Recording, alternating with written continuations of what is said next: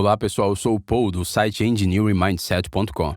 Neste vídeo vamos estudar sobre os relés, entender suas peças principais, os diferentes tipos e como funcionam. As suas necessidades em termos de relés podem ser satisfeitas com a Telecontrols, que gentilmente patrocinou este vídeo. A Telecontrols é um dos principais fabricantes da indústria de automação desde 1963. Oferecem algumas das melhores soluções no que diz respeito a relés de comutação fiáveis e garantem a máxima duração do seu equipamento. Conheça o portfólio de relés de comutação, bem como as bases de relés e os acessórios adequados. Entre em contato pelo e-mail sales@telecontrols.com ou através do LinkedIn para receber gratuitamente a sua folha de consulta de configuração de relés. Para mais informações, clique no link na descrição do vídeo abaixo. Um relé é um interruptor acionado eletricamente. Normalmente, os relés utilizam um eletroímã para acionar mecanicamente o interruptor. No entanto, as versões mais recentes utilizam componentes eletrônicos, como os relés de estado sólido. Utilizam-se relés quando é necessário controlar um circuito utilizando um sinal de baixa potência ou quando vários circuitos têm de ser controlados por um único sinal. Os relés asseguram um isolamento elétrico completo entre os circuitos de controle e os circuitos controlados. São frequentemente utilizados em circuitos para reduzir a corrente que flui através do interruptor de controle primário. Um interruptor temporizador ou sensor de amperagem relativamente baixa pode ser utilizado para ligar e desligar uma carga de capacidade muito superior. Veremos exemplos disso um pouco mais à frente no vídeo. Existem dois circuitos principais no relé, o lado primário e o lado secundário. O circuito primário fornece o sinal de controle para operar o relé. Pode ser controlado por um interruptor manual, um termostato ou algum tipo de sensor.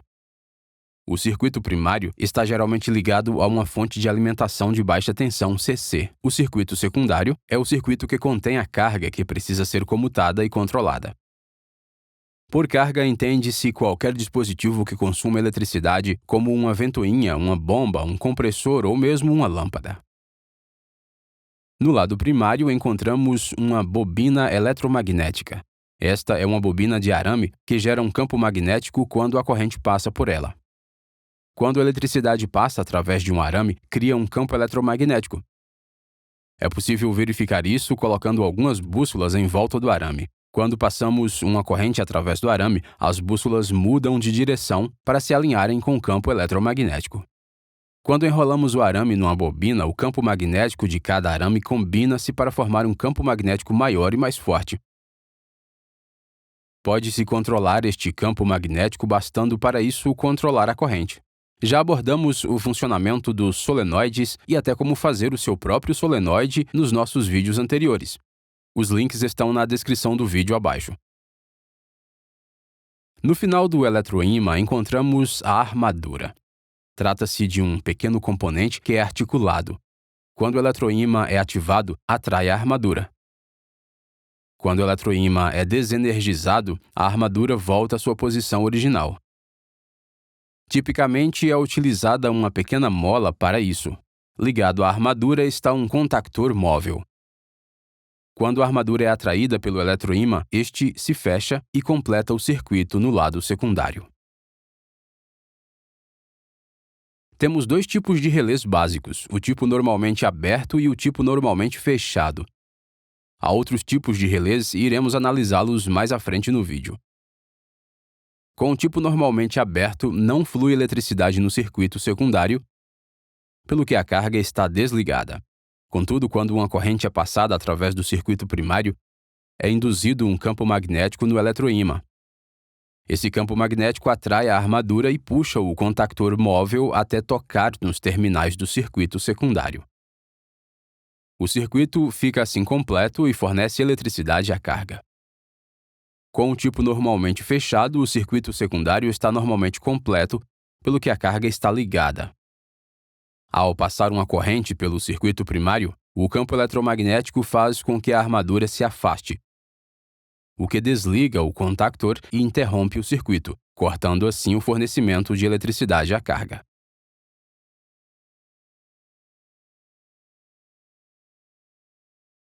A operação dos relés de estado sólido, ou SSR, é semelhante em princípio, mas ao contrário dos relés eletromecânicos, não têm partes móveis. Os relés de estado sólido utilizam as propriedades elétricas e ópticas dos semicondutores de estado sólido para realizar o seu isolamento de entrada e saída, assim como as funções de comutação. Na parte primária deste tipo de dispositivo, em vez de um eletroímã, encontramos uma luz LED.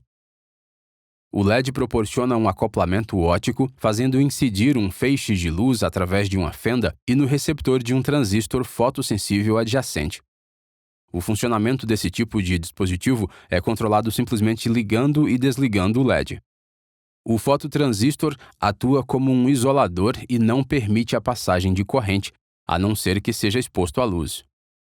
No interior do fototransistor, existem diferentes camadas de materiais semicondutores. Existem as camadas do tipo N e do tipo P, que se encontram ensanduichadas. O tipo N e o tipo P são ambos feitos de silício, mas foram misturados com outros materiais de modo a alterar suas propriedades elétricas. O tipo N foi misturado com um material que lhe dá muitos elétrons extras e desnecessários, que ficam livres para se deslocarem para outros átomos. O tipo P foi misturado com um material que tem menos elétrons, pelo que este lado tem muito espaço vazio para onde os elétrons podem se deslocar. Quando os materiais são unidos, forma-se uma barreira elétrica que impede o fluxo de elétrons. Porém, quando o LED é ligado, emite outra partícula conhecida como fóton. O fóton atinge o material do tipo P e faz chocar os elétrons, empurrando-os através da barreira e para o material de tipo N. Agora, os elétrons da primeira barreira também podem fazer o salto e assim se desenvolve uma corrente. Quando o LED é desligado, os fótons deixam de fazer saltar os elétrons através da barreira e a corrente no lado secundário para. Podemos assim controlar o circuito secundário utilizando apenas um feixe de luz. Existem diversos tipos de relés. Vamos considerar alguns dos principais, bem como alguns exemplos simples de como são utilizados. Escreva nos comentários como e onde viu relés serem utilizados, ou ainda melhor, quais ideias tem para suas aplicações ou quaisquer projetos em que esteja trabalhando em que possam ser aplicados. Como vimos anteriormente neste vídeo, temos o simples relé normalmente aberto. Isso significa que a carga do lado secundário está desligada até que o circuito esteja completo no primário. Por exemplo, podemos utilizar isso para controlar uma ventoinha, utilizando uma tira bimetálica como interruptor no lado primário. A tira bimetálica se dobra à medida que aumenta de temperatura e a uma determinada temperatura completa o circuito e liga a ventoinha para arrefecer o ambiente. Também temos um relé normalmente fechado, ou seja, a carga no lado secundário está normalmente ligada. Por exemplo, podemos controlar um sistema de bomba simples para manter um determinado nível de água no tanque de armazenamento. Quando o nível de água está baixo, a bomba está ligada, mas quando atinge o limite que pretendemos, completa o circuito primário e afasta o conector, o que corta a alimentação da bomba. Num relé padrão, normalmente aberto, assim que o circuito primário é desenergizado, o campo eletromagnético desaparece e a mola puxa o contactor de volta à sua posição original. Por vezes, queremos que o circuito secundário permaneça ativo depois do circuito primário ser aberto. Para tal, podemos utilizar um relé de encravamento. Quando pressionamos o botão de chamada de um elevador, por exemplo, queremos que a luz do botão permaneça acesa para que o utilizador saiba que o elevador está chegando. Para isso, podemos utilizar relés de encravamento. Existem muitos modelos diferentes para esse tipo de relé, mas neste exemplo simplificado temos 3 circuitos separados e um pistão que se situa entre eles. O primeiro circuito é o botão de chamada, o segundo é a lâmpada e o terceiro é o circuito de reset. Quando o botão de chamada é pressionado, completa o circuito e alimenta o eletroímã, que puxa o pistão e completa o circuito para acender a lâmpada. É também enviado o sinal para o controlador do elevador para que esse desça. O botão é libertado, o que corta a alimentação do circuito inicial, mas como o pistão não tem mola, mantém-se em posição e a lâmpada continua acesa. Quando a cabine do elevador chega no piso inferior, faz contato com o interruptor de desligar. Este alimenta o segundo eletroímã e puxa o pistão para fora, cortando a alimentação da lâmpada. Os relés de encravamento oferecem, portanto, a vantagem de ter uma memória posicional. Uma vez ativados, permanecerão na sua última posição sem necessidade de qualquer outra entrada ou corrente. Os relés podem ter polos simples ou duplos. O termo polo significa o número de contatos comutados quando o relé é alimentado. Essa característica permite que mais do que um circuito secundário seja ativado a partir de um único circuito primário. Por exemplo, podemos usar um relé de polo duplo para controlar uma ventoinha de arrefecimento e também uma luz de aviso. Tanto a ventoinha como a lâmpada estão normalmente desligadas, mas quando a tira bimetálica no circuito primário fica muito quente, se dobra para completar o circuito. Isso cria o campo eletromagnético e fecha ambos os contactores no lado secundário, o que fornece energia à ventoinha de arrefecimento, assim como a luz de aviso. Quando se lida com relés, ouve-se frequentemente o termo throws. Esse termo se refere ao número de contatos ou polos de ligação. Um relé de duplo acionamento combina um circuito normalmente aberto e um circuito normalmente fechado. Um relé de duplo acionamento é também chamado de relé de comutação, uma vez que alterna ou muda entre dois circuitos secundários.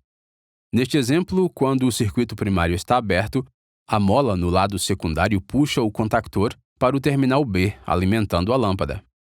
A ventoinha permanece desligada uma vez que o circuito não está completo.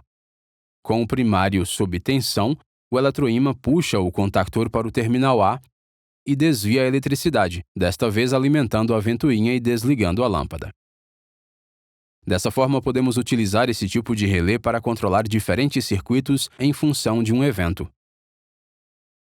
Um relé de duplo polo e duplo acionamento, ou DP-DT, é utilizado para controlar dois estados em dois circuitos separados. Aqui podemos ver um relé DP-DT. Quando o circuito primário não está completo, os terminais T1 e T2 estão ligados aos terminais B e D, respectivamente. O LED vermelho e a luz indicadora estão energizados. Quando o circuito primário está fechado, então T1 e T2 ligam-se aos terminais A e C, a ventoinha liga-se e o LED verde é energizado. Um aspecto que devemos levar em conta quando trabalhamos com eletroímãs é o EMF posterior, ou força eletromotriz. Quando alimentamos a bobina, o campo eletromagnético se acumula até um ponto máximo. O campo magnético está armazenando energia. Quando cortamos a alimentação, o campo eletromagnético entra em colapso e libera rapidamente a energia armazenada. Esse campo em colapso continua a empurrar os elétrons e é por isso que temos a EMF posterior. Essa situação não é boa porque pode produzir picos de tensão muito grandes que danificam nossos circuitos. De forma a ultrapassar esse problema, podemos utilizar um diodo para o suprimir. O diodo só permite que a corrente flua num sentido, pelo que em funcionamento normal a corrente flui para a bobina. Mas quando cortamos a energia, o EMF de retorno vai empurrar os elétrons e assim o diodo vai agora fornecer um caminho para a bobina dissipar a sua energia de forma segura para que não danifique os nossos circuitos. Muito bem, isso é tudo para esse vídeo, mas para continuar a sua aprendizagem sobre engenharia eletrotécnica, veja um dos vídeos na tela agora e eu te vejo na próxima lição. Não se esqueça de nos seguir no Facebook, LinkedIn, Instagram, Twitter, bem como em theengineeringmindset.com.